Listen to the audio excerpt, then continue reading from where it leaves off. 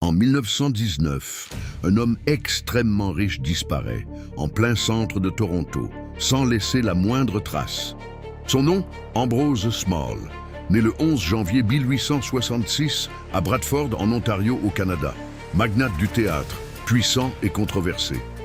Le 2 décembre 1919 marque un tournant dans sa vie. Ce jour-là, il vend tout son empire de théâtre, le Trans-Canada Theatres, pour une somme énorme. Environ 1,7 million à l'époque. Il devient instantanément millionnaire. Après la transaction, il se rend à son bureau, au Grand Opera House de Toronto. Il travaille, consulte des papiers. Tout semble parfaitement normal. Puis, vers 17h30, Ambrose Small disparaît. Ses documents sont encore sur son bureau. Son argent n'a pas été touché. Aucun signe de lutte, comme s'il s'était évaporé.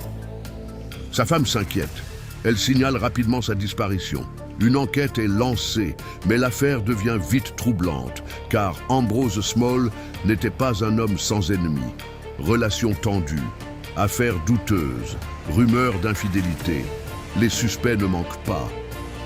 Des années plus tard, une femme affirme que son mari a tué Small. Teresa Wallace, épouse de John Doughty. Doughty était un employé de Small. Elle aurait déclaré que son mari avait tué Ambrose Small et fait disparaître le corps. Mais ces déclarations sont confuses et changeantes. Elle est décrite comme mentalement instable à l'époque, mais sans preuve. Impossible de confirmer. L'enquête n'aboutit à rien. Aucun corps, aucune certitude, aucune réponse. Ambrose Small ne sera jamais retrouvé. Et plus d'un siècle plus tard, cette disparition reste l'un des plus grands mystères criminels du Canada.